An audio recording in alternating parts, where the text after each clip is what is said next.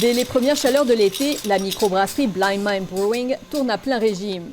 2 millions de canettes sortent d'ici chaque année. Une petite production qui a quand même son effet sur l'environnement. Faire de la bière, faire ce qu'on aime, nous créons des émissions. Donc, on reconnaît ce fait, puis on veut réduire ce qu'on peut. Ces bulles, ce sont le dioxyde de carbone qui s'échappe du processus de fermentation de la bière. La brasserie estime qu'elle relâche comme ça jusqu'à 100 tonnes de CO2 par an dans l'atmosphère, soit l'équivalent de la combustion de 40 000 litres d'essence. L'ironie, c'est que du CO2, la brasserie doit aussi en acheter pour carboniser son breuvage.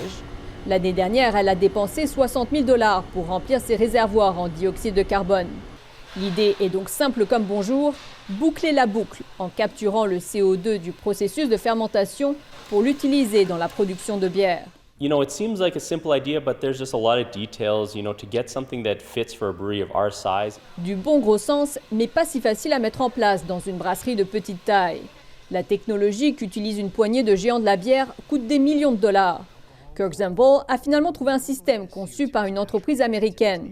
De la grosseur d'un réfrigérateur, la machine aspire le CO2 des cuves de bière, le nettoie des impuretés et le stocke pour être utilisé dans la carbonisation de la bière. Une bourse de l'agence provinciale Emission Reduction Alberta a permis de payer la moitié des 200 000 $ de factures. Ça, c'est le but du programme aussi, c'est de démontrer que oui, ça coûte cher, mais tu peux regagner cet argent facilement et pas mal rapidement. En n'ayant plus à acheter de CO2, la brasserie pense pouvoir amortir son nouvel équipement en 3 ans.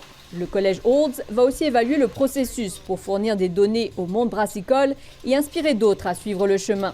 There's 1,100 other craft breweries in Canada. Si les 1100 brasseries au Canada adoptent une telle technologie, l'impact sur l'environnement se fera sentir, dit-il. Like this, well, now we're making a big impact. La brasserie recevra le matériel à la fin de l'été. Elle espère pouvoir présenter ses premières preuves d'efficacité 6 mois plus tard. Ici Tiffany Roquette, Radio-Canada, Lacombe.